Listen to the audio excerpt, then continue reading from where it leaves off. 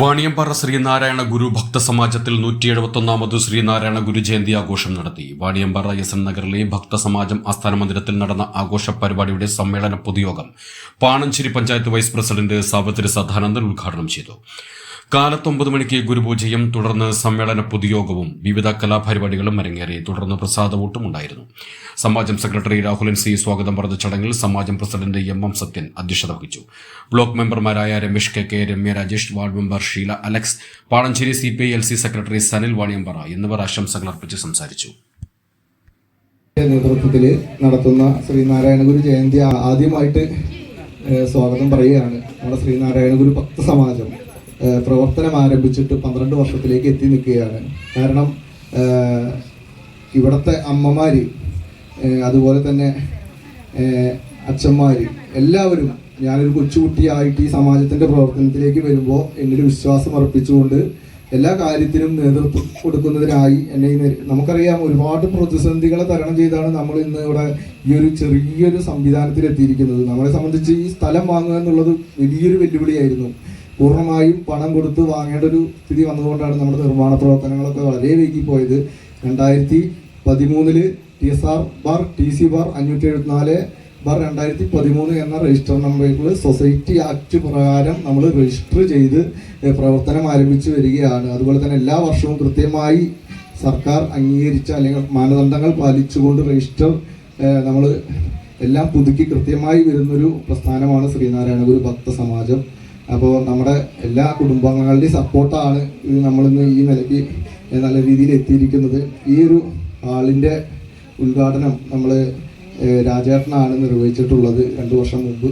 ഇനി നമ്മൾ തൊട്ടടുത്ത് തന്നെ ഓഫീസും അതുപോലെ ടോയ്ലറ്റ് സംവിധാനങ്ങളുടെ പ്രവർത്തനത്തിലേക്ക് പോവുകയാണ്. ഗുരുദേവൻ്റെ നാമത്തിൽ ഒരുപാട് സംഘടനകളുണ്ട്. അതിൽ ഏറ്റവും വലിയൊരു സംഘടന തന്നെയായിരുന്നു SNDP. എന്നാൽ ഒരു പ്രത്യേക പ്രശ്നങ്ങൾ പെട്ടത് മൂലം നമുക്ക് അവിടെ നിന്ന് മാറേണ്ടി വന്നു. അതല്ലെങ്കിൽ നമ്മൾ മാറ്റി നിർത്തപ്പെട്ടപ്പോൾ എല്ലാവരും ഒരു സ്വരത്തിൽ പറഞ്ഞത്, അമ്മമാർ പറഞ്ഞത്, നമുക്ക് നിയമപരമായും തല്ലുകൂടാനും ഒന്നും പോകണ്ട, നമുക്കൊരു ബദൽ മാർഗം ഗുരുദേവനെ നമുക്ക് പ്രാർത്ഥിക്കലാണ്. ഗുരുദേവന്റെ ഒരുപാട് തത്വങ്ങളുണ്ട്, അല്ലെങ്കിൽ ഗുരുദേവൻ അരുൾ ചെയ്ത ഒരുപാട് നല്ല കാര്യങ്ങളുണ്ട്. ഒരു ജാതി, ഒരു മതം, ഒരു ദൈവം മനുഷ്യന്. അതുപോലെ തന്നെ നമ്മുടെ ധർമ്മമേവം പരം ദൈവം, ധർമ്മമേവം മഹാധനം, ധർമ്മ സർവത്ര വിജയി ഭവശ്രേയസേ ദൃഢം. അതായത് ഒരുപാട് ധർമ്മങ്ങൾ ചെയ്യുക എന്നുള്ളതാണ്, നല്ല ധർമ്മങ്ങൾ ചെയ്യുക എന്നുള്ളതാണ് ഏതൊരു മനുഷ്യനെ സംബന്ധിച്ചും വലിയ കാര്യം. നമുക്കറിയാം, ശ്രീനാരായണൻ എന്ന് പറഞ്ഞ കാര്യങ്ങൾ ഇന്നും നമ്മുടെ സമൂഹത്തിനും അതല്ലെങ്കിൽ നടപ്പിലാക്കാൻ കഴിയാത്തൊരു സ്ഥിതിവിശേഷമുണ്ട്. അതല്ലെങ്കിൽ സാധിക്കാത്ത ഒരു കാലഘട്ടത്തിലൂടെയാണ് നമ്മൾ പോയിക്കൊണ്ടിരിക്കുന്നത്. ജാതിയുടെയും മതത്തിൻ്റെയും പേരിൽ ഇന്നും ഒരുപാട് പ്രശ്നങ്ങൾ നടക്കുന്ന ഈ കാലഘട്ടത്തിൽ ശ്രീനാരായണ ഗുരുവിൻ്റെ ധർമ്മങ്ങൾ പ്രചരിപ്പിക്കുന്നതിനും അതുപോലെയുള്ള കീർത്തനങ്ങളും ഭക്തിഭാവവും പോകുന്നതിന് വേണ്ടി മാത്രം രൂപീകരിച്ച ഒരു സംഘടനയാണ്. ഇതിൽ മറ്റു ലക്ഷ്യങ്ങളൊന്നും തന്നെ നമുക്കില്ല. ആ ഒരു കാര്യം കൂടി സൂചിപ്പിച്ചുകൊണ്ട് നമ്മൾ തുടങ്ങുകയാണ്. നമ്മുടെ ശ്രീനാരായണ ഗുരു ഭക്തസമാജത്തിൻ്റെ രൂപീകരിച്ചിട്ട് 12ാമത്തെ വർഷത്തിലേക്ക് എത്തി നിൽക്കുമ്പോൾ ശ്രീനാരായണ ഗുരു ജയന്തി 171 ശ്രീനാരായണ ഗുരു ജയന്തിയുടെ ആഘോഷമാണ്. വളരെ ലളിതമായിട്ടാണ് നമ്മൾ ചെയ്യുന്നത്.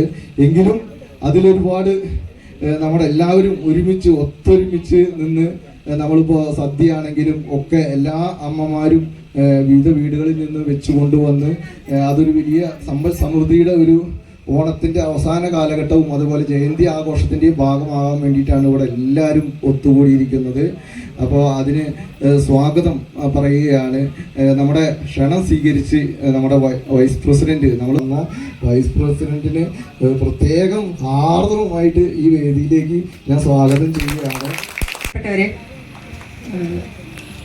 തിരക്കുകൾ എന്ന് പറഞ്ഞു കഴിഞ്ഞാൽ അങ്ങനെ വലിയ തിരക്കൊന്നുമില്ല. നമ്മൾ വെറുതെ ഇങ്ങനെ തിരക്കാണെന്നൊക്കെ പറയും. ഏതിനാണ് കൂടുതൽ പ്രാധാന്യം കൊടുക്കേണ്ടത് എന്ന് നോക്കിയിട്ടാണ് നമ്മുടെ തിരക്കുകളൊക്കെ നിശ്ചയിക്കപ്പെടുന്നത്. ഇന്നലെ എൻ്റെ വാർഡിലൊരു വല്ലാത്ത ദാരുണമായ സംഭവം നടക്കുകയുണ്ടായി. നമ്മുടെ പുതിയതായിട്ട് ഏകദേശം നമ്മുടെ മന്ത്രി രാജൻ മിനിസ്റ്റർ 3 കോടി രൂപ ചെലവഴിച്ചുകൊണ്ട് നടത്തിയ ചാത്തൻകുളത്ത് ഒരാൾ എൻ്റെ വാർഡിൽ നിന്ന് പോയിട്ടാണ് പെട്ടെന്ന് നീന്തിയതാണ്, വീണു. 2 പേര് രക്ഷപ്പെട്ടു, ഒരാൾ മരിച്ചു. അപ്പം അതിൻ്റെ പുറകെ ആയിരുന്നു. അപ്പോൾ എൻ്റെ ഫോൺ സൈലൻ്റ് ആയിരുന്നു. രാത്രി 10:30ക്കാണ് ഞാൻ ഫോൺ എടുത്ത് നോക്കുമ്പോൾ കുറേയധികം കോളുകൾ വന്നിട്ടുണ്ട്. ഒരാൾ തന്നെ 6 തവണ വിളിച്ചിട്ടുണ്ട്. ദേശാഭിമാനിയിൽ നിന്നും മാതൃഭൂമിയിൽ നിന്നും മനോരമയിൽ നിന്നും അങ്ങനെ ചാനലുകളിൽ നിന്ന്. അതിൻ്റെ കൂട്ടത്തിലാണ് രാഹുലിനെ കണ്ടത്. അപ്പോൾ ഞാൻ പിന്നെ തിരിച്ചു വിളിച്ചപ്പോഴാണ് ഇന്നതാണ് കാര്യം എന്ന് പറഞ്ഞത്. അപ്പോൾ ഒന്ന് വരാൻ തീരുമാനിച്ചു. നമുക്കറിയാം ഓണത്തിൻ്റെ തിരക്കുകളാണ് എല്ലാവർക്കും. ഈ വേദിയിലിരിക്കുന്ന പ്രിയപ്പെട്ട ഷീല അലക്സ്, അതോടൊപ്പം അവിടെയൊക്കെ പൊതു രാഷ്ട്രീയ മണ്ഡലങ്ങളിലൊക്കെ സാന്നിധ്യമായി പ്രവർത്തിച്ചുകൊണ്ടിരിക്കുന്ന സനൽ, പ്രിയപ്പെട്ട രാഹുൽ, പ്രിയപ്പെട്ട ബ്ലോക്ക് മെമ്പർ, മറ്റേ ചേട്ടൻ അല്ലേ, ഇവിടെ വന്നിരിക്കുന്ന പ്രിയപ്പെട്ട സഹോദരന്മാർ, ഓണത്തിൻ്റെ വലിയ ആഘോഷങ്ങളിലായിരുന്നു നമ്മളെല്ലാവരും അല്ലേ. മലയാളികൾ മതിമറന്ന് ആഘോഷിക്കുന്ന ഒരു ഉത്സവമാണ് ഓണം. ഓണം കഴിഞ്ഞു കഴിഞ്ഞാൽ പിന്നെ പിറ്റേ ദിവസം കുമ്മാട്ടി, പിന്നെ ചതയം വരുന്നു, അതോടൊപ്പം തന്നെ പുലിക്കളി, ഇതൊക്കെ നമ്മുടെ ആഘോഷത്തിൻ്റെ ഭാഗമാണ്. മലയാളികൾ എപ്പോഴും ആഘോഷത്തെ നെഞ്ചേറ്റുന്നവരാണ്. അത് ഓണമായാലും ക്രിസ്മസ് ആയാലും ബക്രീദ് ആയാലും മറ്റെന്ത് ഉത്സവമായാലും അല്ലേ. ക്രിസ്മസിന് നമ്മളൊക്കെ നക്ഷത്ര വിളക്ക് തൂക്കാറില്ലേ എല്ലാവരും? ബക്രീദും അതേപോലെ, അത്രയില്ലെങ്കിലും അതേപോലെയൊക്കെ നമ്മൾ ആഘോഷിക്കുന്നവരാണ്. അപ്പോൾ ഒരിക്കലും കേരളത്തിൽ പ്രത്യേകിച്ച് മലയാളികൾക്ക് ജാതിയോ മതമോ ഒന്നും നോക്കാതെ ഉത്സവങ്ങളെ നെഞ്ചേറ്റുന്നവരാണ്. തൊട്ടപ്പുറത്തിരിക്കുന്നവൻ ഏത് ജാതിയാണ്, ഇപ്പുറത്തിരിക്കുന്നവൻ ഏത് മതമാണ് എന്നൊന്നും നമ്മൾ ആലോചിക്കാറില്ല. അതൊന്നും വെച്ചുകൊണ്ട് നമ്മൾ മനുഷ്യരെ കാണാറുമില്ല. എല്ലാവരെയും ഏകോദര സഹോദരങ്ങളെ പോലെ അല്ലേ നമ്മൾ ജീവിക്കുന്നവരാണ്. ഈ ഓണാഘോഷ കാലത്ത് തന്നെയാണ് ഒരുപക്ഷെ ലോകത്തിൽ തന്നെ ഏറ്റവും അറിയപ്പെടുന്ന ഒരു സന്യാസി ആരാണെന്ന് ചോദിച്ചാൽ ശ്രീനാരായണ ഗുരു ആണെന്ന് പറയും. ശ്രീനാരായണ ഗുരുവിന് നേരത്തെ ശ്രീ എന്ന് പറഞ്ഞിട്ടുണ്ടോ? നമ്മൾ ചരിത്രം വായിക്കുമ്പോഴറിയാം. നാണുവാശാൻ അല്ലെ നാരായണൻ എന്ന പേരിലാണ് അറിയപ്പെട്ടിരുന്നത്. ഈ ശ്രീ എന്ന് ചേർക്കുന്നതിൻ്റെ പുറകിൽ ഇപ്പം വേണമെങ്കിൽ നമ്മൾ പറയും ശ്രീ രാഹുലിനെ ഏതെങ്കിലും ഒരു പൊതുപരിപാടിയിലേക്ക് ക്ഷണിക്കുമ്പോൾ അതിൻ്റെ നോട്ടീസ് അടിക്കുമ്പോൾ ആദ്യം പറയുന്നത് എന്താ? അതിലെഴുതുന്നത് ശ്രീ രാഹുൽ, ശ്രീ സനൽ, അല്ലെങ്കിൽ ശ്രീ മെമ്പറുടെ പേര് ശ്രീ രമേശ്. ആ ശ്രീ അല്ല ഈ ശ്രീ. ആ ശ്രീ എന്ന് പറയുന്നത് ഇപ്പം ശ്രീ രാഹുൽ, ശ്രീ സനൽ എന്നൊക്കെ പറയുന്ന ശ്രീ എന്ന് പറയുന്നത് ഒരു പദവി കിട്ടുമ്പോൾ വെക്കുന്ന ഒരു പേരാണ്. ഒരു പൊതുമണ്ഡലത്തിൽ നിന്ന് പ്രവർത്തിക്കുമ്പോൾ കിട്ടുന്ന പേരാണ്. പക്ഷേ ശ്രീനാരായണ ഗുരുവിനെ അങ്ങനെ അല്ല. ആ സ്ത്രീ അല്ല വന്നത്. ആ ശ്രീയുടെ പുറകിൽ എന്നിട്ട് കുറേ ത്യാഗനിർഭരമായ പ്രവർത്തനങ്ങളുണ്ട്. ഒരുപക്ഷെ ഒരേ ജന്മത്തിൽ തന്നെ രണ്ട് ജീവിതങ്ങളെടുത്ത ഒരാൾ ആരാണെന്ന് ചോദിച്ചാൽ നമുക്ക് നിസ്സംശയം പറയാൻ കഴിയും. എന്ന് വെച്ചാൽ ഒരു ജന്മത്തിൽ, മനുഷ്യ ജന്മത്തിൽ 2 ജന്മങ്ങൾ എടുത്ത ആളാണ് ശ്രീനാരായണ ഗുരു. കാരണം ഒന്ന് ഗൃഹസ്ഥാശ്രമിയായിരുന്നു, അതിനുശേഷം അദ്ദേഹം സന്യാസം സ്വീകരിക്കുകയാണ് ഉണ്ടായത്. പെട്ടെന്നൊരു നാളെ തോന്നിയ വെളിപാടൊന്നും ആയിരിക്കില്ല. അപ്പം ഞാനിതൊക്കെ പറയുമ്പോൾ നിങ്ങൾ വിചാരിക്കും ഞങ്ങളിതൊക്കെ കുറേ കേട്ടതാണല്ലോ എന്ന്. കാരണം ഞാൻ ആദ്യമായിട്ടാണ് ഇങ്ങനെ ഒരു 2000 പങ്കെടുത്തിട്ടുണ്ട്. ഞങ്ങളെ പറയുന്നത് ഒരു SNDP. അപ്പം ഞാൻ പറയുന്നതിനേക്കാൾ കൂടുതൽ കാര്യങ്ങൾ നിങ്ങൾ ശ്രീനാരായണ ഗുരുവിനെ കുറിച്ച് കേട്ടിട്ടുള്ള കാര്യങ്ങളാണ്, അറിഞ്ഞിട്ടുള്ള കാര്യങ്ങളാണ്. പക്ഷെ എൻ്റെ വാക്കുകൾ എനിക്കെപ്പോഴും മനസ്സിൽ തട്ടിയ ഒരു കാര്യം, ഒരേ സമയം 2 ജന്മം എടുക്കുകയും തൻ്റെ കുടുംബത്തെയും അല്ലെങ്കിൽ തൻ്റെ സ്വകാര്യമായ നിമിഷങ്ങളെ ഒക്കെ വേണ്ട എന്ന് വെച്ചിട്ട്, കുടുംബത്തെ വേണ്ട എന്നല്ല വെച്ചത്, തനിക്ക് വ്യക്തിപരമായി നേടാൻ കഴിയുന്ന എല്ലാ നേട്ടങ്ങളെയും അവഗണിച്ചുകൊണ്ട് വേണ്ട എന്ന് വെച്ചുകൊണ്ട് താനും തൻ്റെ കുടുംബവും എന്നുള്ള കാഴ്ചപ്പാടിൽ നിന്ന് മാറി ഒരു വലിയ പൊതുസമൂഹത്തിലെ ജനങ്ങളെ ഉദ്ധരിക്കുന്നതിന് വേണ്ടി ജനങ്ങൾ അനുഭവിച്ചുകൊണ്ടിരിക്കുന്ന കഷ്ടപ്പാടുകൾക്ക് അറുതി വരുത്തുന്നതിന് വേണ്ടി തൻ്റെ ജീവിതത്തെ ത്യാഗപൂർണമാക്കി മാറ്റി തീർത്ത ആളാണ് നാരായണ ഗുരു. അതുകൊണ്ടാണ് അദ്ദേഹത്തിൻ്റെ മുന്നിൽ ശ്രീ എന്ന് എഴുതി ചേർക്കാൻ ഇടയായത് അല്ലെ, ശ്രീ നാരായണ ഗുരു. അങ്ങനെ ഞാൻ മനസ്സിലാക്കിയ ആളുകളിൽ ഒരാളും കൂടിയുണ്ട്. ശ്രീ എന്നല്ല, മഹാത്മാ ഗാന്ധി ജി, മോഹൻദാസ് കരംചന്ദ് ഗാന്ധി എന്നാണ് അദ്ദേഹത്തിൻ്റെ പേര്, യഥാർത്ഥ പേര്. പക്ഷേ പിന്നീട് കാലം അദ്ദേഹത്തിൻ്റെ പേരിൻ്റെ മുന്നിലും പുറകിലുമായി എഴുതി ചേർത്തത് മഹാത്മാ എന്ന് പറയുന്ന ഒരേ ഒരാളെ ഈ ലോകത്തുള്ളൂ. മഹാത്മാ മോഹൻദാസ് കരംചന്ദ് ഗാന്ധി എന്ന് പറയുമ്പോൾ നമ്മൾ ഗാന്ധിജി എന്നും കൂടി ഒരു ബഹുമാനപൂർവ്വം, അങ്ങനെ രണ്ട് വ്യക്തിത്വങ്ങളാണ് ഞാൻ മനസ്സിലാക്കിയത്, അല്ലെങ്കിൽ ഞാൻ അംഗീകരിക്കുന്നത് അവർ 2 പേരെയാണ്. അപ്പോൾ ആ പേരിൻ്റെ മുന്നിലും പുറകിലും അങ്ങനെ ബഹുമാന പദങ്ങൾ വരണമെങ്കിൽ അവർ വെറും ജീവിതത്തിൽ അല്ലെങ്കിൽ തൻ്റെ ഭാര്യ, തൻ്റെ മക്കള്, തൻ്റെ കുടുംബം, അല്ലെ തൻ്റെ ആളുകൾ, അങ്ങനെ പറയാലോ. ഇപ്പം നമ്മൾ ഈഴവ സമൂഹം നമ്മളുടെ ഗുരുവായിട്ട് നമ്മൾ അദ്ദേഹത്തെ കാണുന്നു. പക്ഷെ ആ സമൂഹം മാത്രമല്ല അദ്ദേഹത്തെ അംഗീകരിച്ചത്, ലോക ജനത മുഴുവൻ അദ്ദേഹത്തെ അംഗീകരിച്ചു. അതുകൊണ്ടാണ് ഈ പദങ്ങളൊക്കെ അദ്ദേഹത്തിന് സ്വായത്തമാക്കാൻ കഴിഞ്ഞത്. നമ്മൾ 7 ജന്മം ജനിച്ചാലും നമുക്കത് സ്വായത്തമാക്കാൻ കഴിയില്ല. അദ്ദേഹത്തിന്റെ വാക്കുകൾ 171 ജന്മദിനമാണ് നമ്മൾ ആഘോഷിച്ചുകൊണ്ടിരിക്കുന്നത്. ആ 171 വർഷങ്ങൾക്ക് മുമ്പുള്ള കേരളം, ഇപ്പോഴത്തെ കേരളം നമ്മൾ ഇങ്ങനെ ചിന്തിക്കുന്നു. 171 വർഷം എന്ന് പറഞ്ഞാൽ അന്നത്തെ കേരളം എന്തായിരിക്കും അവസ്ഥ അല്ലേ? മനുഷ്യന് പുറത്തിറങ്ങി നടക്കാൻ, നമ്മളെ പോലുള്ള ആളുകൾക്കൊന്നും പുറത്തിറങ്ങി നടക്കാൻ കഴിയാത്ത, എന്നാൽ സൂര്യപ്രകാശത്തിൽ നടക്കാൻ കഴിയാത്ത ജാതികൾ എന്നുണ്ടായിരുന്നു. പാണര്, കുറവര് എന്നൊക്കെ പറയുന്ന ആളുകളൊക്കെ. ജാതി എപ്പോഴും എല്ലാ കാലഘട്ടത്തിലും തുടങ്ങിയ കാലഘട്ടം മുതലുണ്ട്. പക്ഷേ ആ ജാതിയുടെ വേർതിരിവുകൾ ഏറ്റവും കൂടുതൽ അനുഭവിച്ച ജനത കേരളത്തിൽ ജീവിച്ചവരാണ് അല്ലേ? ഈഴവാദി പിന്നോക്ക ജാതികളെ ഒന്നും അവരെന്തായി കണ്ടിട്ടില്ല, ഹിന്ദുവായിട്ട് കണ്ടിട്ടില്ല. നമ്മളെല്ലാം വലിയ പ്രസംഗമൊക്കെ പ്രസംഗിക്കുന്നുണ്ട്, ഞങ്ങൾ ഹിന്ദുക്കളാണെന്ന് പറഞ്ഞ് കുറേ ആളുകൾ നടക്കുന്നുണ്ട്. അവരൊന്നും യഥാർത്ഥത്തിൽ ഹിന്ദുക്കളല്ല, ചാതുർവർണ്ണയാണ് നമ്മളെ നയിച്ചുകൊണ്ടിരുന്നത്. നമ്മളൊക്കെ ഏറ്റവും താഴെത്തട്ടിലുള്ള പഞ്ചമ വിഭാഗത്തിൽപ്പെടുന്ന ആളുകളാണ് അല്ലേ? ബ്രാഹ്മണര്, ക്ഷത്രിയര്, ശൂദ്രര്, വൈശ്യര്, പഞ്ചമന്മാര്. അതാണ് ആ ഈഴവാദി. പിന്നെ ഇപ്പൊ നായന്മാര് വിചാരിക്കും ഞങ്ങളാണ് ഏറ്റവും മികച്ചതെന്നല്ല. നായന്മാര് ഈ പഞ്ചമന്മാരുടെ അവിടെ നിന്ന് ഇങ്ങോട്ട് താഴേക്ക് വരികയാണ്. മാറുമറയ്ക്കാൻ അവകാശമില്ലാത്ത, മുറ്റിന് താഴെ വസ്ത്രം എടുക്കാൻ കഴിയാത്ത, നല്ല ഒരു ആഭരണം, സ്വർണ്ണാഭരണം ധരിക്കാൻ കഴിയാത്ത, ലക്ഷ്മി എന്നോ പാർവതി എന്നോ കേശവനെന്നോ നാരായണനെന്നോ പോലും പേരിടാൻ കഴിയാത്ത അങ്ങനെയുള്ള ജാതിയുടെ വലിയ ഉച്ചനീചത്വങ്ങൾ അനുഭവിച്ചു കൊണ്ടിരുന്ന ഒരു വലിയ ജനതയാണ് അന്നുണ്ടായിരുന്നത്, ഇന്ന് കേരളത്തിലുണ്ടായിരുന്നത്. തൊട്ടപ്പുറത്തെ വീട്ടിൽ നിന്ന് വെള്ളം കോരി കുടിക്കാൻ, നമ്മുടെ കൈകൊണ്ട് ആ കിണറ്റിൽ പോയി വെള്ളം കോരി കുടിക്കാൻ നമുക്ക് കഴിയുമായിരുന്നില്ല. ഞാനൊക്കെ അത് അനുഭവിച്ച ഒരാളാണ്. എൻ്റെ പ്രായത്തിൽ ഞാനങ്ങനെ അനുഭവിച്ചിട്ടുണ്ട്. ഞങ്ങളൊക്കെ കൊടുവായൂർ, പാലക്കാട് കൊടുവായൂർ താമസിച്ച ആളുകളാണ്. ആ കൊടുവായൂർ അമ്പലത്തിൽ കയറി തൊഴാൻ ഞങ്ങളെ അനുവദിച്ചിരുന്നില്ല എൻ്റെ ചെറുപ്പത്തിൽ. എനിക്ക് ഈ 7-8 വയസ്സുള്ളപ്പോൾ ഞാനും എൻ്റെ അമ്മയൊക്കെ ആ അമ്പലത്തിൻ്റെ പുറത്ത് നിന്ന് തൊഴുക. നമ്പൂതിരിമാർ നമ്മളെ മാറ്റി നിർത്തും, എന്നിട്ടാണ് അവർ കയറുക. ആ കാലമൊന്നും നിങ്ങൾ അപ്പം എത്ര വർഷം ഉണ്ടാകും? ചുരുങ്ങിയത് ഒരു 6 വർഷം 7 വർഷം. അപ്പോൾ എനിക്ക് 62 വയസ്സായി. ആ കാലം ഒന്ന് ആലോചിക്കൂ. വെള്ളം കോരാൻ അടുത്ത വീട്ടിൽ ചെല്ലുമ്പോൾ ആ വീട്ടിലെ വീട്ടുടമസ്ഥൻ വെള്ളം കോരി തരും. നമ്മളൊരു 10 കലവും കൊണ്ടാണ് വെള്ളം കോരാൻ ചെല്ലുന്നതെങ്കിൽ, വെള്ളം നിറയ്ക്കാൻ ചെല്ലുന്നതെങ്കിൽ അവര് 2 കലത്തിലെ വെള്ളമേ കോരി തരുള്ളൂ. അന്നത്തെ ആ വെള്ളത്തിന്റെ ഉപയോഗം അത് മാത്രമായിട്ട് ചുരുക്കണമായിരുന്നു. ഞാൻ പറഞ്ഞു വന്നത്, ഈ കേരളം സന്ദർശിച്ച മറ്റേ ബുദ്ധഭിക്ഷുക്കളൊക്കെ, കേരളത്തിൽ വന്നുകൊണ്ടിരുന്ന ബുദ്ധഭിക്ഷുക്കൾ ഒക്കെ ഈ വെള്ളം ദാഹിച്ച് ഇങ്ങനെ പൊരി വെയിലത്ത് നടന്ന് വെള്ളം ദാഹിച്ചുകൊണ്ട് ഇരുന്നപ്പോഴാണ് നമ്മളെ കുമാരനാശാൻ അല്ലേ? കുമാരനാശാനെ കുറിച്ച് നമ്മൾ ശ്രീനാരായണ ഗുരുവിന്റെ പേര് പറയുമ്പോൾ നമ്മൾ ചേർത്ത് പറയേണ്ട ഒരു പേരാണ് കുമാരനാശാൻ. ഏറ്റവും നല്ല കവിയായിരുന്നു അല്ലേ? അദ്ദേഹത്തിന്റെ ചണ്ടാല ഭിക്ഷുകി പോലുള്ള കവിതകളിലൊക്കെ അത് കൃത്യമായിട്ട് പറഞ്ഞിട്ടുണ്ട് അല്ലേ? ദാഹിക്കുന്നു ഭഗീനി കൃപാരസ മോഹനം കുളിർ തണ്ണീരിതാശുനി ഓമലേ തരൂതല്ലെന്നതു കേട്ടോ രാമനോഹരി അമ്പരന്നോതിനാൾ അല്ലല്ലെന്തു കഥ ഇതു കഷ്ടമേ അല്ലലാലങ്ങു ജാതി മറന്നിതോ നീചനാരിതൻ കയ്യാൽ ജലം വാങ്ങി യാചമിക്കുമോ അല്ലേ? അന്നത്തെ കാലഘട്ടം. അയ്യോ, നിന്റെ കയ്യിൽ നിന്ന് വെള്ളം വാങ്ങി നിങ്ങൾ കുടിക്കാൻ പാടുണ്ടോ? നിങ്ങളെ വലിയൊരു ആര്യ സമുദായത്തിൽപ്പെട്ടതാണ്, ഞാനാണെങ്കിൽ ചാമർ കുലത്തിൽപ്പെട്ട ഒരു കന്യകയാണെന്നാണ് പറയുന്നത്. അപ്പോൾ അങ്ങനെയുള്ള ഒരു രാജ്യത്തെ, ഒരു നാടിനെ നോക്കിയാണ് സ്വാമി വിവേകാനന്ദനെ പോലുള്ള ആളുകൾ പറഞ്ഞത് കേരളം ഒരു ഭ്രാന്താലയമാണ് എന്ന് പറഞ്ഞ ജാതിയുടെ ഉച്ചനീചത്വങ്ങൾ കൊണ്ട് തന്നെയാണ് പറഞ്ഞത് അല്ലേ?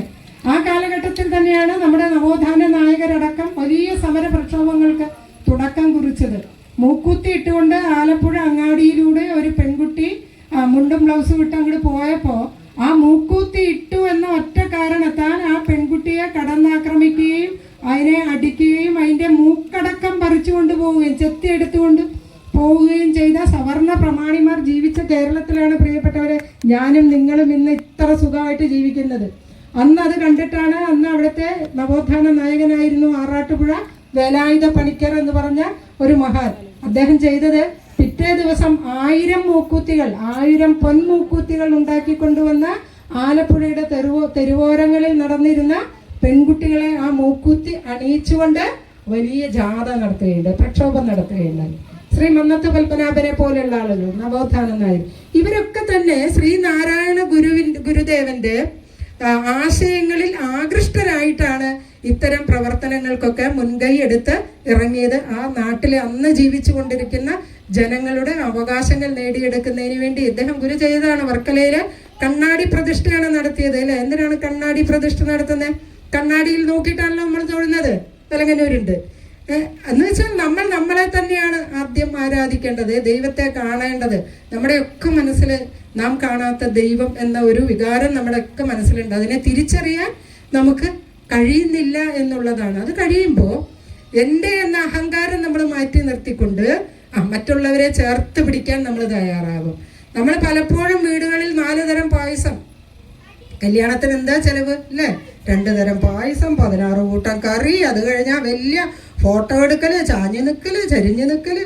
അതിന് ചെലവാക്കുന്ന പണം ഉണ്ടെങ്കിൽ 2 പേർക്ക് വേണമെങ്കിൽ കല്യാണം നടത്തി കൊടുക്കാം അല്ലെ, ഒരു താലിമാല പണിയിച്ചുകൊണ്ട്. അല്ലെങ്കിൽ 2 ആൾക്ക് വീട് മെയിൻ്റെനൻസ് ചെയ്യാനായിട്ട് പൈസ കൊടുക്കാം. നമ്മൾ എത്ര പേരങ്ങനെ ചിന്തിക്കുന്നുണ്ട്? നാരായണ ഗുരുദേവൻ പറഞ്ഞത്, നിന്റെ അടുത്തുള്ളവനെ ആദ്യം സ്നേഹിക്കുക, അവൻ്റെ ദുരിതങ്ങളിലും അവൻ്റെ കഷ്ടപ്പാടുകളിലും. ജാതിഭേദം മതദ്വേഷം ഏതുമില്ലാതെ സർവരും സോദരത്തേന വാഴുന്ന മാതൃകാസ്ഥാനമാണിത്. അങ്ങനെയായിരിക്കണം നമ്മൾ കാണേണ്ടത്. ഗുരുദേവനെ ആരാധിക്കുന്ന ആളുകൾ, ഗുരുദേവനെ ഇഷ്ടപ്പെടുന്ന ആളുകൾ, അദ്ദേഹത്തിന്റെ മാർഗം പിന്തുടരാൻ ആഗ്രഹിക്കുന്ന ആളുകൾ ഒരു മതത്തിലും പെട്ടവരല്ല. എല്ലാ മതത്തെയും നമ്മൾ സ്വാംശീകരിക്കുന്നു. മതം ഏതായാലും മനുഷ്യൻ നന്നായാൽ മതി എന്നാണ് നാരായണ ഗുരുദേവൻ നമ്മളോട് പറഞ്ഞിട്ടുള്ളത്.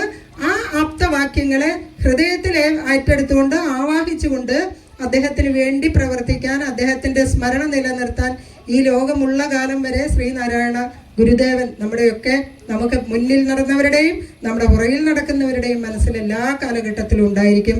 അദ്ദേഹത്തിന്റെ പാത പിന്തുടരാനായിട്ട് നമുക്ക് ഓരോരുത്തർക്കും കഴിയണം. അത്രയൊന്നും നമ്മൾ അടുത്തെത്തില്ല എങ്കിലും മനസ്സുകൊണ്ടെങ്കിലും വീണ് കിടക്കുന്ന ഒരാളെ ഒരു കൈ പിടിച്ച് കൈ കൊടുത്ത് എണീപ്പിക്കാൻ നമുക്ക് കഴിയണം അല്ലെ. കഷ്ടപ്പെടുന്നവരെ നമ്മളാലാവും വിധം സഹായിക്കാൻ നമുക്ക് കഴിയണം. സ്നേഹവും കാരുണ്യവും സഹവർത്തിത്വവും സാഹോദര്യവും ദയയും ഒക്കെ നമുക്കുണ്ടായിരിക്കണം. നമ്മളിങ്ങനൊക്കെ വന്നിരിക്കുന്നു. ഇതൊക്കെ നമ്മൾ ചെയ്യുമെങ്കിലും, വലിയ വലിയ വാക്കുകൾ നമ്മൾ പ്രസംഗിക്കുമെങ്കിലും, വീട്ടിൽ കിടക്കുന്ന സ്വന്തം അച്ഛനെ കഞ്ഞി കൊടുക്കാത്ത ഒട്ടേറെ ആളുകളുണ്ട് അല്ലേ. വൃദ്ധസദനങ്ങൾ വർദ്ധിച്ചുകൊണ്ടിരിക്കുക. പാണഞ്ചേരി പഞ്ചായത്തിൽ തന്നെ 6ഓളം വൃദ്ധ വയോജന സദനങ്ങളുണ്ട് കേട്ടോ. വയസ്സായ ആളുകൾക്ക് താമസിക്കാനുള്ള ഇടങ്ങളുണ്ട്. സ്വന്തം വീട്ടിൽ നിന്ന് പുറത്താക്കപ്പെടുന്ന വയോജനങ്ങൾക്ക് അവിടെയൊക്കെ നല്ല സുരക്ഷിതമായ ജീവിത സാഹചര്യങ്ങളുണ്ട്. വയോജനങ്ങൾ വർദ്ധിച്ചു വരട്ടെ എന്നുള്ളതല്ല, നമ്മുടെ മാതാപിതാക്കളെ നമ്മൾ സംരക്ഷിക്കുന്നത് നമ്മുടെ മക്കൾ കാണുമ്പോഴാണ് നമ്മുടെ മക്കൾ നമ്മളെ സംരക്ഷിക്കുകയുള്ളൂ. ഇതൊക്കെ മനസ്സിലാക്കിക്കൊണ്ട് നാരായണ ഗുരുദേവന്റെ ആപ്തവാക്യങ്ങൾ പിന്തുടരാൻ ഓരോരുത്തർക്കും കഴിയട്ടെ എന്ന് മാത്രം ആശംസിച്ചുകൊണ്ട്, രാഹുൽ ഇവിടെ പറഞ്ഞു കുറേയധികം കഷ്ടപ്പാടുകൾ സഹിച്ചാണ് ഇത്രയെങ്കിലും ഒക്കെ ആക്കിയത്. 15 സെന്റ് സ്ഥലമുണ്ട് അല്ലേ, 10 സെന്റ് സ്ഥലമുണ്ട്. അപ്പോൾ കൂടുതൽ കാര്യങ്ങൾ പിന്നെ ജനങ്ങൾക്ക് സഹായകരമായ കൂടുതൽ കാര്യങ്ങൾ കൂടി പടിപടിയായിട്ട് ഇപ്പോൾ ഒറ്റയടിക്ക് നടക്കില്ല. കാരണം ഇവിടെ നല്ലൊരു കെട്ടിടം വരണമെന്നുള്ളതാണ് ഏറ്റവും പ്രധാനപ്പെട്ട കാര്യം. അതൊക്കെ ആകുന്ന മുറയ്ക്ക് അത്തരം കാര്യങ്ങളിൽ കൂടി നിങ്ങൾ ഇടപെടണമെന്ന് മാത്രം പറഞ്ഞുകൊണ്ട്, എന്നെ വിളിക്കാൻ സന്മനസ് കാണിച്ച എനിക്ക് ഇവിടെ വന്ന് നിങ്ങളെ എല്ലാവരെയും കാണാനും കഴിഞ്ഞതിൽ വളരെയധികം സന്തോഷമുണ്ട്. എല്ലാവർക്കും ഓണത്തിൻ്റെയും അതോടൊപ്പം തന്നെ ശ്രീനാരായണ ഗുരുദേവൻ്റെയും അനുഗ്രഹം ഉണ്ടാകട്ടെ എന്ന് മാത്രം പറഞ്ഞുകൊണ്ട് എൻ്റെ വാക്കുകൾ അവസാനിപ്പിക്കുന്നു. എത്രയും സ്നേഹം നിറഞ്ഞ ഈ ചടങ്ങിൻ്റെ അധ്യക്ഷൻ, ഈ ചടങ്ങിന് സ്വാഗതം പറഞ്ഞ ശ്രീ രാഹുൽ, ഉദ്ഘാടന കർമ്മം നിർവഹിച്ച സാവിത്രി ചേച്ചി, ward member Sheela Alex, Ramya, Sanal, എത്രയും പ്രിയപ്പെട്ട എൻ്റെ കുടുംബാംഗങ്ങളെ, സുഹൃത്തുക്കളെ, രണ്ടാമത്തെ പരിപാടിയിലാണ് ഞാനിവിടെ പങ്കെടുക്കുന്നത്. കഴിഞ്ഞ പ്രാവശ്യം വന്നപ്പോൾ എന്തോ തിരക്ക് പിടിച്ച് ഞാൻ പെട്ടെന്ന് പോകേണ്ടതായിട്ട് വന്നു. രണ്ടാമത്തെ പരിപാടിയിലാണ് പങ്കെടുക്കുന്നത്. എന്തായാലും നല്ലൊരു കൂട്ടായ്മ ഇവിടെ രൂപപ്പെട്ടു വന്നിരിക്കുന്നു എന്നത് വളരെയധികം സന്തോഷം നൽകുന്നൊരു കാര്യമാണ്. ഈ കൂട്ടായ്മ വഴി ഇവിടെ ഞാൻ നോക്കിക്കണ്ടൊരു കാര്യം, നമ്മുടെ നാട്ടിലെ ഹിന്ദു കുടുംബങ്ങളിൽ മരണം നടക്കുന്ന സമയത്ത് ഒരു പ്രാർത്ഥന, ഒരു ശാന്തി വന്ന് കർമ്മം ചെയ്യുന്നവരിലേക്ക് കടന്നു എന്നുള്ള വലിയൊരു ഒരു പുണ്യപ്രവൃത്തിയാണ് ഈ സമാജത്തിൻ്റെ വരവോടുകൂടിയിട്ട് ഈ നാട്ടിൽ നോക്കിക്കാണാൻ കഴിയും. വളരെയേറെ സന്തോഷമുണ്ട്.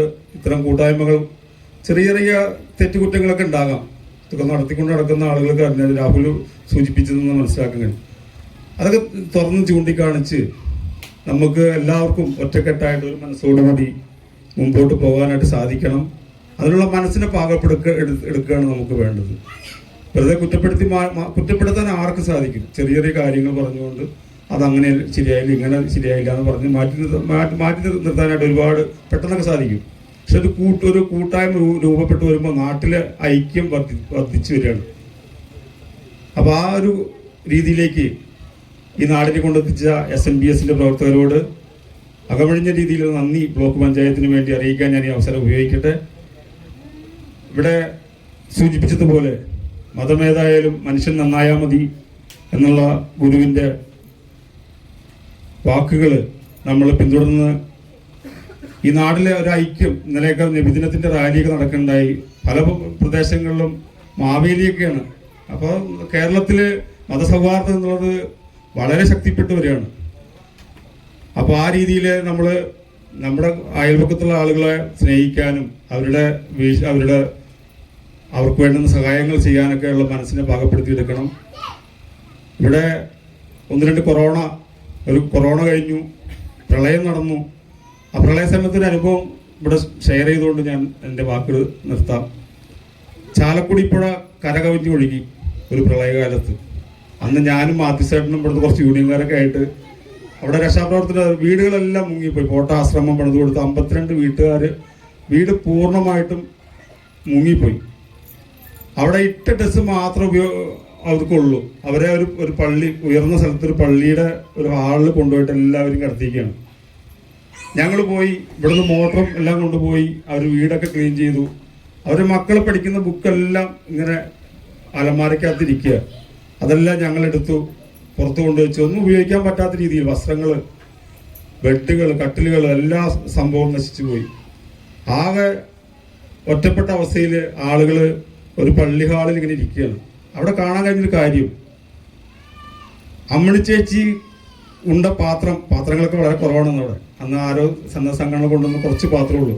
അമ്മണി ചേച്ചി കഴിച്ച പാത്രം നോക്കിയിരിക്കുക മേരിക്കുട്ടി ചേച്ചി. അവർ കഴിച്ചു കഴിഞ്ഞത് നോക്കിയിരിക്കുകയാണ് വിവാഹത്തുമ്പത്താത്ത. അവിടെ ജാതിയുടെ മതത്തിൻ്റെയോ ഒരു അതിർവരമ്പ് വന്ന് കണ്ടില്ല. വളരെ നിരാശരായിട്ടിരിക്കുന്ന ആ ഒരു സമൂഹത്തെയാണ് അവിടെ നോക്കിക്കാണാനായിട്ട് കഴിഞ്ഞത്. അത്ര അനുഭവം നമുക്ക് അന്ന് ഒരു തിരിച്ചറിവ് പല ആളുകളുടെ ഉള്ളിൽ ഉണ്ടായിട്ടുണ്ടായിരിക്കാം. പക്ഷെ അതിനൊക്കെ പതുക്കെ കരകയറി ഇങ്ങോട്ട് വന്നു കഴിഞ്ഞപ്പോൾ എൻ്റെ മതം നിന്റെ മതം എന്നുള്ള ഇതിലേക്ക് മാറിയിരിക്കുകയാണ് നമ്മുടെ നാട്ടിൽ പല ഭാഗങ്ങളിലും. അതിൻ്റെ ഭാഗമായിട്ടാണ് എന്നെപ്പോലെ ഒരു ജനപ്രതിനിധി ഈ നാട്ടിലെ സമൂഹ മാധ്യമങ്ങൾ പറഞ്ഞത്, ജനിക്കുകയാണെങ്കിൽ ഉന്നത കുലജാതനായി ജനിക്കണം എന്ന് പറഞ്ഞത്. അപ്പോൾ അതിലേക്കൊന്നുമല്ല, മനുഷ്യനായിട്ട് ജനിക്കണം, മനുഷ്യനായിട്ട് ജീവിക്കണം എന്നുള്ള കാഴ്ചപ്പാടാണ് നമുക്ക് എല്ലാവർക്കും വേണ്ടത്.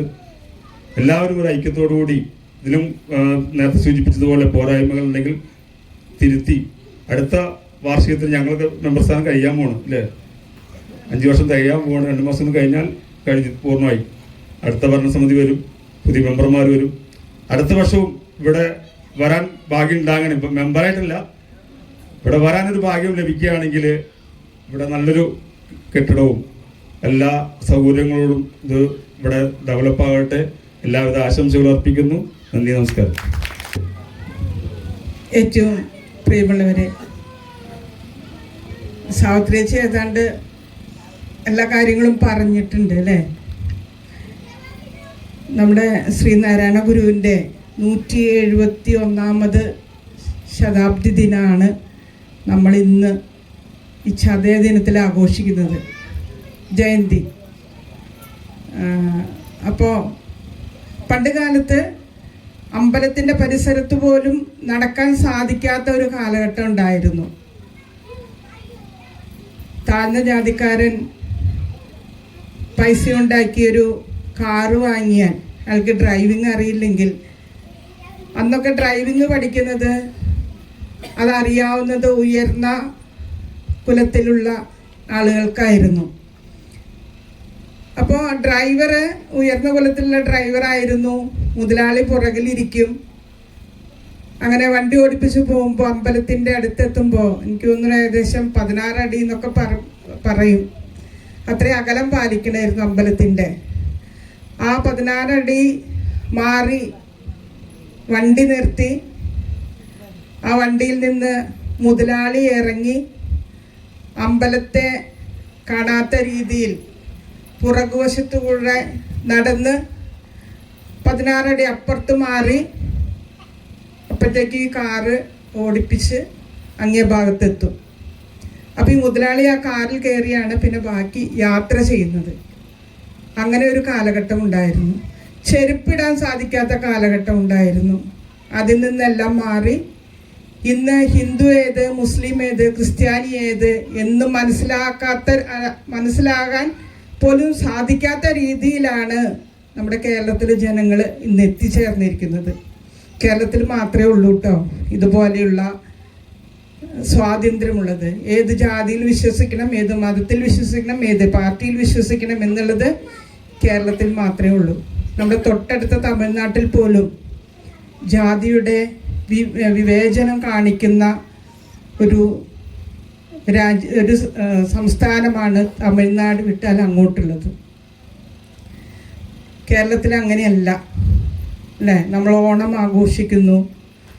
ഓണം നമുക്കറിയാം, കേരളീയരായിട്ടുള്ള മലയാളികളായ എവിടെയുണ്ടോ അവിടെയെല്ലാം ഓണം അത്തം തുടങ്ങി 10 ദിവസം എന്ന് മാത്രമല്ല 5 ദിവസം കൂടെ കൂടുതലുണ്ട് അല്ലേ? നാളെ പുലിക്കളിയോടുകൂടിയാണ് നമ്മുടെ ഓണാഘോഷം സമാപിക്കുന്നത്. ഈ 15 ദിവസവും മലയാളികൾക്ക്, ഹിന്ദുക്കൾക്ക് മാത്രമല്ല എല്ലാവരും ഓണം ഒത്തൊരുമയോടുകൂടി ആഘോഷിക്കുന്ന ഒരു കാലഘട്ടത്തിൽ കൂടെയാണ് നമ്മൾ കടന്നു പോകുന്നത്. ആ കാലഘട്ടം നഷ്ടപ്പെടാതിരിക്കാൻ നമ്മൾ നല്ല പരിശ്രമം വേണ്ടി വരും. പഴയ കാലഘട്ടത്തിലേക്ക് പോകാനുള്ള തയ്യാറെടുപ്പുകളൊക്കെ നടക്കുന്നുണ്ട്. നേരത്തെ രമേശ് പറഞ്ഞ പോലെ നമ്മളതെല്ലാം കണ്ടുകൊണ്ട് ഇവിടെയുള്ള ഈ ഒത്തൊരുമ നല്ല രീതിയിൽ കൊണ്ടുപോകാനായിട്ട് നമുക്ക് സാധിക്കണം. ഏത് ദൈവത്തിൽ വിശ്വസിക്കണം എന്നുള്ളതൊക്കെ നമ്മുടെ ഇഷ്ടമാണ് അല്ലേ? അതാണ് ശ്രീനാരായണ ഗുരു ചെയ്തത്. എന്ത് നോക്കി എന്താ കാണുക? നമ്മളെ തന്നെയാണ് കാണുന്നത് അല്ലേ? അപ്പം നമ്മളാണ് ആര്? ദൈവം എന്ന് പറയുന്നത് നമ്മൾ തന്നെയാണ്. നമ്മൾ ചെയ്യുന്ന കാര്യങ്ങളുടെ പ്രതിഫലമാണ് നമ്മൾ അനുഭവിക്കുന്നത്. മറ്റുള്ളവർക്ക് മാതൃകയായി ഞാൻ, എൻ്റെ, എനിക്ക് എന്നുള്ളതല്ലാതെ നമ്മൾ എന്നുള്ള രീതിയിലേക്ക് നമ്മൾ മാറുമ്പോഴാണ് നമ്മുടെ നാട് ഒത്തൊരുമയുടെയും സാഹോദര്യത്തിൻ്റെയും മാതൃകയായി തീരുക. അതിന് ഈ SNBSൻ്റെ ഈ പ്രവർത്തനം നല്ല രീതിയിലേക്ക് മുന്നോട്ട് കൊണ്ടുപോകാൻ നിങ്ങൾക്ക് സാധിക്കണം. നല്ലൊരു കെട്ടിടമൊക്കെ പണിത് ഒട്ടനവധി കാര്യങ്ങൾ ചെയ്യുന്നുണ്ട്. ഉന്നത വിദ്യാഭ്യാസം നേടിയ കുട്ടികളെ ആദരിക്കുന്ന ചടങ്ങ് ചെയ്യാറുണ്ട്. എല്ലാ കാര്യങ്ങളും നല്ല രീതിയിൽ തന്നെയാണ് മുന്നോട്ട് പോകുന്നത്. അപ്പോൾ ഇവിടെ ക്ഷണിച്ച നിങ്ങളുടെ ഓരോരുത്തർക്കും പണഞ്ചേരി ഗ്രാമപഞ്ചായത്തിൻ്റെ പേരിലുള്ള അഭിനന്ദനങ്ങൾ നേരുകയാണ്. എല്ലാവർക്കും നമസ്കാരം. ലേക്ക് വന്ന ഗുരുജയന്തിയിലേക്ക് ആശംസ അർപ്പിച്ച് സംസാരിക്കുന്നതിന് വേണ്ടിയിട്ട് ബ്ലോക്ക് മെമ്പർ രമ്യ രാജേഷിനെ ഇതിലേക്ക് ഹാർദമായി ക്ഷണിച്ചുകൊണ്ട്. എല്ലാവർക്കും നമസ്കാരം. ഈ പരിപാടിയുടെ അധ്യക്ഷൻ, അതുപോലെ തന്നെ രാഹുല്, രമേശ് ഏട്ടൻ, ഷീലേച്ചി, സനില്, പ്രിയപ്പെട്ടവരെ, ഞാൻ ആദ്യമായിട്ടാണ് രാഹുൽ പറഞ്ഞ പോലെ ഒരു പരാതി പറഞ്ഞിട്ടാണ് കേട്ടോ എന്നെ വിളിച്ചിട്ടുള്ളത്. കാരണം എന്ന് രാഹുലിൻ്റെ സ്റ്റാറ്റസ് കാണുമ്പോഴും അതുപോലെ തന്നെ നമ്മുടെ ചാനലിലൂടെയും എല്ലാം നമ്മുടെ ഈ സമാജത്തിൻ്റെ എല്ലാ കാര്യങ്ങളും നമ്മൾ അറിഞ്ഞു വരുന്നുണ്ട്. അപ്പോഴൊക്കെ ഞാൻ കാണുമ്പോൾ പറയും, എന്നാലും ഒരു പരിപാടിയെങ്കിലും എന്നെ വിളിച്ചില്ലല്ലോ എന്നുള്ളൊരു പരിഭവം പറഞ്ഞിരുന്നു. അപ്പോൾ ഇന്നലെ വൈകുന്നേരം വിളിച്ചിട്ട് പറഞ്ഞു, ചേച്ചിയുടെ പരിഭവം ഞാൻ തീർക്കുകയാണ്, ചേച്ചി നാളെ എന്തായാലും വന്നോളൂ എന്ന് പറഞ്ഞു. അതുപോലെ വിളിച്ചതിൽ വളരെയധികം സ്നേഹം, എല്ലാവരും കാണാൻ സാധിച്ചതിലും സ്നേഹം. അതുപോലെ തന്നെ ഓണാശംസകൾ നേരെയാണ്. നമ്മുടെ എല്ലാവരും ശ്രീനാരായണ ഗുരുവിനെ കുറിച്ചിട്ടും നമ്മുടെ ഇന്നത്തെ ദിവസത്തിനെ കുറിച്ചിട്ട് എല്ലാവരും സംസാരിക്കൽ കഴിഞ്ഞു. പ്രത്യേകിച്ചൊന്നും വിവരിക്കാൻ ഞാൻ നിൽക്കുന്നില്ല. എന്നിരുന്നാലും നമ്മുടെ സമൂഹത്തിൽ നമ്മുടെ ഓരോ വ്യക്തികളും മറ്റുള്ളവർക്ക് മാതൃകയായി ജീവിക്കണം എന്നാണ് പറയാൻ ഉള്ളത്. കാരണം നമ്മളെ കണ്ടിട്ട് വേണം മറ്റുള്ളവർ അവർ കണ്ട അവർ ഇത്രയും നന്നായി എല്ലാ കാര്യങ്ങളും നല്ല രീതിയിൽ ചെയ്തു പോകുന്നു എന്ന് മറ്റുള്ളവർ പറയുമ്പോഴാണ് നമ്മുടെ ജീവിതത്തിൽ ഒരു അർത്ഥമുണ്ടാവുക എന്ന് വിശ്വസിക്കുന്ന ഒരു വ്യക്തി കൂടിയാണ് ഞാൻ. അതുപോലെ തന്നെ നമുക്ക് പറ്റാവുന്ന കാര്യങ്ങൾ മറ്റുള്ളവർക്ക് സഹായിക്കുക, അവരെന്നെ സ്നേഹിച്ച് കൂടെ നിർത്തുക. ഇപ്പോൾ എല്ലാവരും ഓണം ആഘോഷിക്കുന്നുണ്ട്. സത്യത്തിൽ ഞാൻ ഡ്രസ്സ് എടുക്കാനൊക്കെ പോകുമ്പോൾ ക്രിസ്ത്യൻസ് ആയാലും മുസ്ലിംസ് ആയാലും ഓണത്തിന് നമ്മളെ പോലെ തന്നെ വസ്ത്രങ്ങൾ ഇടണമെന്ന് ഏറ്റവും കൂടുതൽ ആഗ്രഹിക്കുന്നവരും ഒരു ദിവസത്തെ സദ്യ നല്ല രീതിയിൽ നമ്മളെക്കാളും എണ്ണത്തിൽ അവരുണ്ടാക്കി കഴിക്കുന്നവരാണ്. എല്ലാവരും ഇതുപോലെ ജാതിയോ മതമോ ഒന്നും ഇല്ലാതെ എല്ലാവരും ഒരേപോലെ നിൽക്കണം എന്നാണ് നമ്മുടെ ശ്രീനാരായണ ഗുരുവിൻ്റെ ഒരു ആഗ്രഹം. അതും സാധിക്കട്ടെ. അത് ആയി വരുന്നുണ്ട്. എന്നിരുന്നാലും എല്ലാവർക്കും നന്മകൾ മാത്രം നേർന്നുകൊണ്ട് നിർത്തുന്നു. നന്ദി. എന്തായാലും സനലും ഒരുപാട് കാര്യങ്ങൾ നമ്മുടെ സമാജത്തിലെ അംഗങ്ങൾക്കാണെങ്കിലും ഒക്കെ രാജേട്ടനോട് പറഞ്ഞ് ചെയ്തു കൊടുക്കുന്നുണ്ട്. പലരും ചിലപ്പോൾ മെമ്പർമാർക്കൊക്കെ പരാതി ഉണ്ടാവും. കാരണം എന്താ വെച്ചാൽ ഞാൻ നേരത്തെ സൂചിപ്പിച്ച പോലെ രാജേട്ടനായിട്ട് നേരിട്ട് വിളിക്കാൻ പറ്റുന്ന ആളുകളാണ് സമാജത്തിലുള്ളത്. അതുകൊണ്ട് തന്നെ നമ്മളിപ്പോൾ സനലിനെയാണ് ഇപ്പം എല്ലാ കാര്യങ്ങളും നമ്മളെ ഏൽപ്പിക്കുന്നത്. ഇപ്പം എന്നെ വിളിച്ചാലും ഞാൻ നേരിട്ട് സനലിനെയാണ് പറയുക, സനല് വേഗം മിനിസ്റ്ററോട് പറയും. അപ്പോൾ സമാജത്തിലെ ശ്രീനാരായണ ഗുരു ജയന്തി ആഘോഷത്തിന് ആശംസകൾ അർപ്പിച്ച് സംസാരിക്കുന്നതിനായിട്ട് നമ്മൾ സനലിനെ ഹാർദവമായിട്ട് ക്ഷണിച്ചു. ഞാൻ ഈ കുടുംബത്തിലെ ഒരാൾ എന്നുള്ള നിലയ്ക്ക് വലിയ ഇൻട്രഡക്ഷൻ ഒന്നും വേണ്ട. എങ്കിലും ഈ കഴിഞ്ഞ 13ാമത്തെ വർഷമാണ് നമ്മൾ SNBS ആരംഭിച്ചിട്ട്. ഈ കാലയളവ് മൊത്തം ഈ കൂട്ടായ്മയെ ഏറ്റവും നല്ല രീതിയിൽ ഉയർത്തിക്കൊണ്ടുവരുന്നതിന് വേണ്ടി എല്ലാവരുടെയും കഠിനമായ പ്രയത്നമാണ് ഒരു കൂട്ടായ്മ ഉയർത്തിക്കൊണ്ടുവരിക എന്നുള്ളത് സത്യം തന്നെയാണ്. പക്ഷേ എങ്കിലും എല്ലാത്തിനെയും നമ്മൾ വള്ളംകളി നടക്കുമ്പോൾ എല്ലാവരും തുഴഞ്ഞിട്ടാണ് മുമ്പിലെത്തുന്നതെങ്കിലും അതിൻ്റെ തുഞ്ചത്തിരുന്ന് ആർപ്പോ വിളിക്കാൻ ഒരാളും കൂടെ വേണം. അതിൻ്റെ നേതൃത്വപരമായ പങ്കുവഹിച്ച് ഈ സംഘടനയെ ഏറ്റവും നന്നായി കൊണ്ടു നടക്കുന്ന രാഹുലിന് ഈ പരിപാടിക്ക് വേണ്ടി, രാഹുൽ എല്ലാവർക്കും സ്വാഗതം പറഞ്ഞു, രാഹുലിന് ആരും സ്വാഗതം പറഞ്ഞിട്ടുണ്ടായിരുന്നില്ല. ഈ പരിപാടിക്ക് വേണ്ടി എൻ്റെ പേരിലും SNBS കുടുംബത്തിൻ്റെ പേരിലും ഹാർദവമായി പരിപാടിയിലേക്ക് സ്വാഗതം ചെയ്യുകയാണ്. ഒപ്പം ഈ എന്നെ ക്ഷണിക്കുന്നതിന് മുമ്പ് 3 ജനപ്രതിനിധികൾ ഇവിടെ ഉണ്ട്.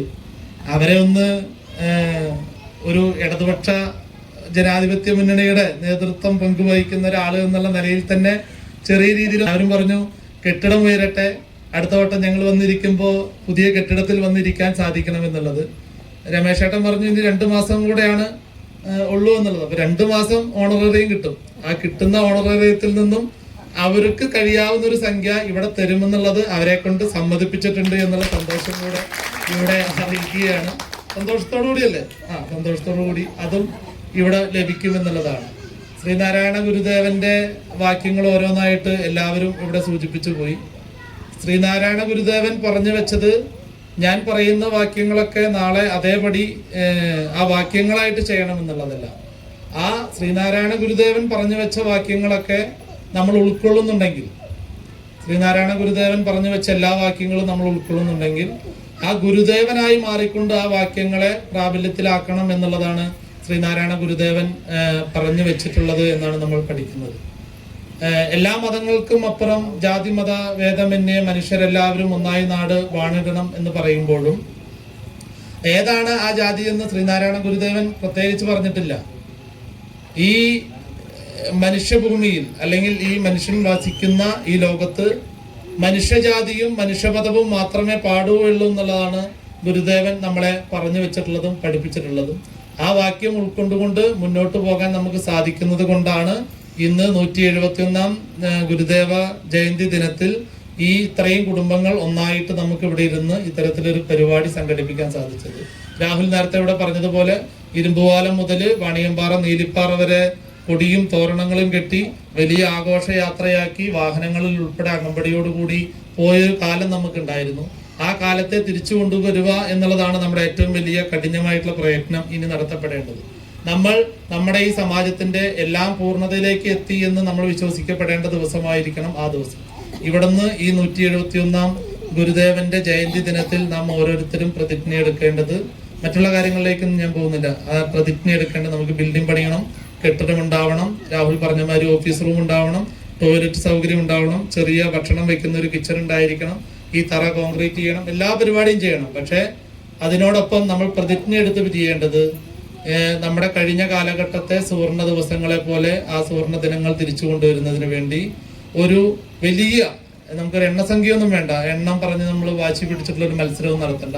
നമ്മളെ കൊണ്ട് കഴിയാവുന്ന, നമ്മുടെ ഓരോരുത്തരുടെയും മനസ്സിന് തൃപ്തികരമാകുന്ന രീതിയിൽ അടുത്ത ഗുരുദേവ ജയന്തി ദിനം ആഘോഷപരമായിട്ട്, നല്ല ആർഭാടപരമായിട്ട് വാണിയമ്പാറയുടെ വിരിമാറിലൂടെ വലിയ പ്രകടനമായി പോയിക്കൊണ്ട് നമ്മുടെ ഗുരുദേവന്റെ ജയന്തി ആഘോഷിക്കാൻ നമുക്ക് കഴിയണം. അതായിരിക്കണം നമ്മുടെ പ്രതിജ്ഞ എന്നുള്ളതാണ് എൻ്റെ മനസ്സ് പറയുന്നത്. അപ്പൊ അതുകൊണ്ട് അതിലേക്ക് ഞാനും നിങ്ങളും നമ്മളടങ്ങുന്ന ആ സംഘം നല്ല രീതിയിൽ പ്രയത്നിക്കാമെന്ന് മാത്രം പറഞ്ഞുകൊണ്ട് ഇവിടെ പങ്കെടുത്ത മുഴുവൻ പ്രിയപ്പെട്ട കുടുംബാംഗങ്ങൾക്കും ഗുരുദേവന്റെ ജയന്തി ആശംസകൾ അറിയിച്ചുകൊണ്ട്, ഒപ്പം ഓണാശംസകൾ കൂടെ അറിയിച്ചുകൊണ്ട് നിർത്തുന്നു.